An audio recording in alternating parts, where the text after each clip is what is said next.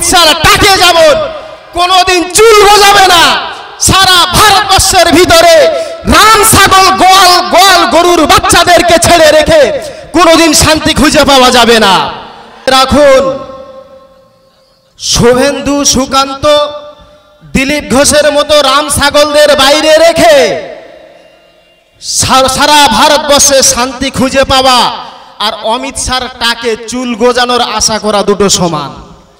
অমিত শাহর টাকে যেমন কোনোদিন চুল গজাবে না, সারা ভারতবর্ষের ভিতরে রাম ছাগল গোয়াল গোয়াল গরুর বাচ্চাদেরকে ছেড়ে রেখে কোনোদিন শান্তি খুঁজে পাওয়া যাবে না। আমাদের প্রধানমন্ত্রী নরেন্দ্র মোদীজি তিনি বলেছিলেন, हम तो फकीर है झोला लेके चल पड़ेंगे।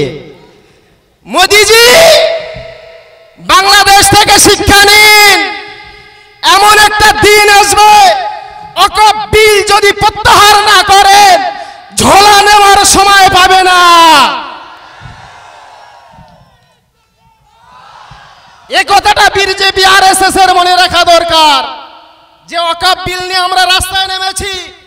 1800 সালে হাজী মোহাম্মদ মহসিন 200 কোটি টাকা রাষ্ট্রে দান করেছিল, ভারত আমাদের দেশে দান করেছিল টাকায়, জমি জায়গা যা ছিল ছিল।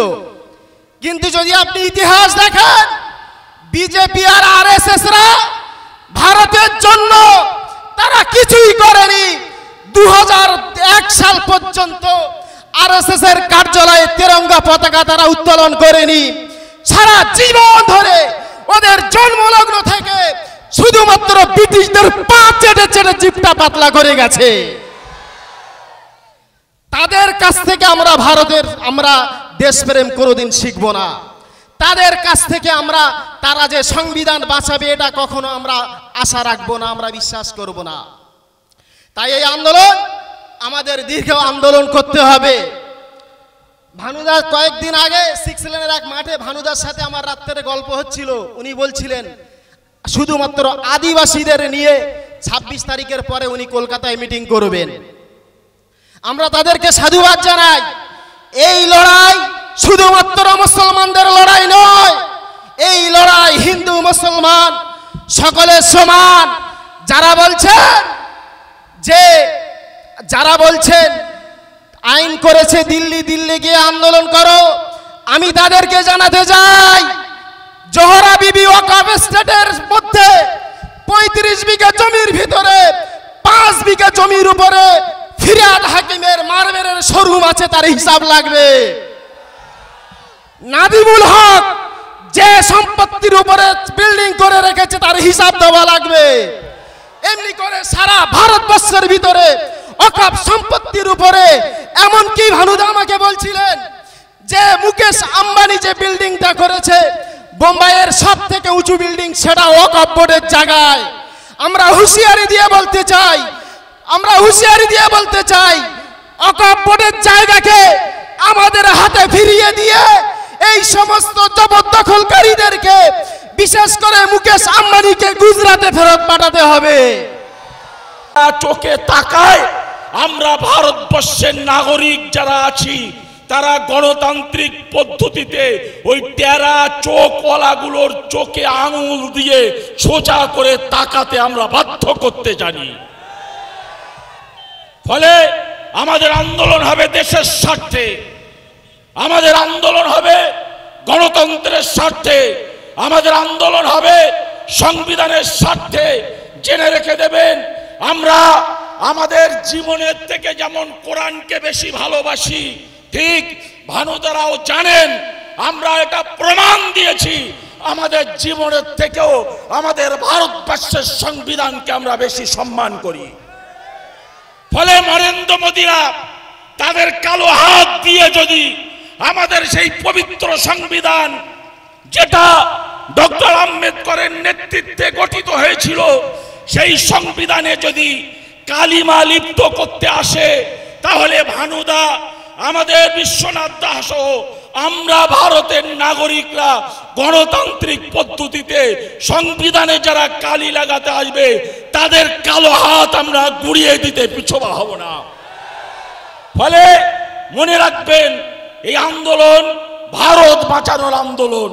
এই আন্দোলন সংবিধান বাঁচানোর আন্দোলন।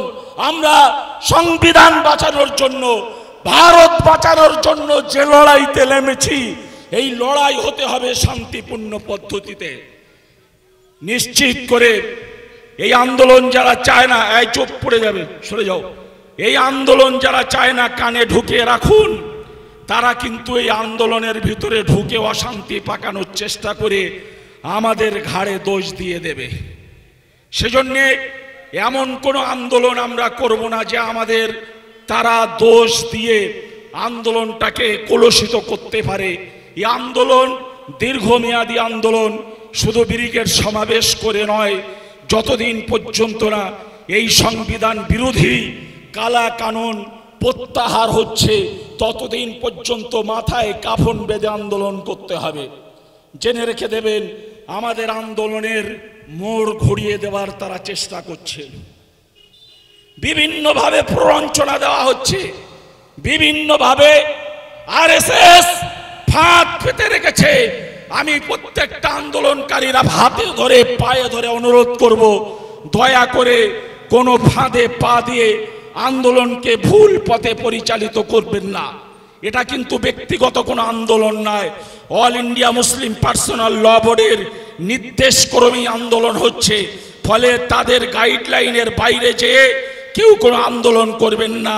জেনে রেখে দেবেন, এখানে যে মসজিদ আছে, এই মসজিদ বাঁচানো যেমন আমাদের ইমানি দায়িত্ব। কেউ যদি এই মসজিদে হাত দিতে আসে, সেটা বাঁচানোর জন্য যেমন আমরা ইমান দিয়ে রক্ষা করব, ঠিক তদরূপ ধানকল মোড়ে যে মন্দিরটা আছে, সে মন্দিরটা বাঁচানো আমাদের ইমানি দায়িত্ব, আমাদের মানবিক দায়িত্ব। ফলে এটাই ভারতবর্ষ, এটাই সম্প্রীতি। আর ভারতবর্ষের এই নরেন্দ্র মোদীরা, এরা শুধু মুসলিম বিরোধী নয়, এরা খ্রিস্টান বিরোধী, হিন্দু বিরোধী, দেশ বিরোধী, এরা দেশের শত্রু, যেহেতু এরা কোনোদিন স্বাধীনতা আন্দোলন করেনি। আপনারা জানেন, যারা মাইকের আওয়াজ শুনছেন, ভানুদা এখানে রয়েছেন, গত কয়েকদিন আগে গ্যাসের দাম 50 টাকা বেড়েছে। এটাকে শুধু 50 টাকা বেশি মুসলিমদের দিতে হচ্ছে, ভানুদা আপনাদের দিতে হয় না? গ্যাসের দাম 50 টাকা বেড়েছে, এটা মুসলিমরাও বেড়েছে, এটা হিন্দুরও বেড়েছে। ফলে এরা দেশের শত্রু। 26,000 চাকরি চলে গেছে, মাত্র 2,000 মুসলিম, 24,000 অমুসলিমের।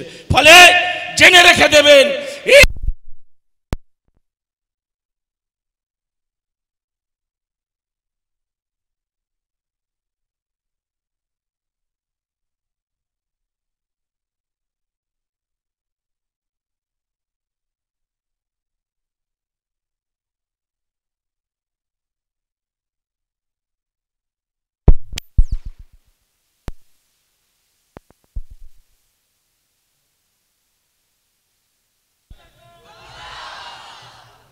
হ্যালো, ফলে বর্তমান কেন্দ্রে যারা সরকারে রয়েছে, এরা কিন্তু দেশের শত্রু। দেশে যে আগুন লাগিয়েছে, সেই আগুন না নেভালে সেই আগুনে হিন্দু মুসলিম সকলেই জ্বলে পুড়ে মরবে। আর সেই আগুন নেভানোর দায়িত্ব আমাদের ভারতবর্ষের প্রত্যেকটা নাগরিকের। আর সে আগুন নেভানোর একমাত্র পথ হচ্ছে এই সংবিধান বিরোধী সরকারকে দেশ থেকে, ভারতের মসনদ থেকে ছুঁড়ে ফেলে দিতে হবে। কিয়ামত পর্যন্ত যেন তারা আর ক্ষমতায় না আসতে পারে, সেই শপথ নিতে হবে। এবং আগামী 26শে এপ্রিল ঐক্যবদ্ধভাবে, আমি ব্যক্তিগতভাবে জানি, আপনারা আমাকেও চেনেন, আমি সবাইকে চিনি। 1997 সাল থেকে কলকাতায় আন্দোলন করতে যাচ্ছি। আমাদের ধনপোতা বাজার থেকে যখনই কলকাতায় বড় সভা হয়, হাজার হাজার মানুষ যায়। আমি বিশ্বাস করি আগামী 26শে এপ্রিল দিনের স্বার্থে, দেশের স্বার্থে, নিজেদের স্বার্থে, আল্লাহর সম্পদ, ওয়াকফ সম্পত্তি বাঁচানোর স্বার্থে একটিও ভাই বাড়ি থাকবেন না। আগামী 26শে এপ্রিল কলকাতাতে ঐতিহাসিক সমাবেশ হবে। স্বাধীনতার পরে এত বৃহৎ সমাবেশ ইতিপূর্বে কলকাতায় হয়নি। এই আশা রেখে সকলকে সংগ্রামী অভিনন্দন জানিয়ে আমি আমার ইতিবিক্ষিপ্ত সংক্ষিপ্ত বক্তব্য এখানেই শেষ করছি। জয় হিন্দ, খোদা হাফেজ, সালাম আলাইকুম।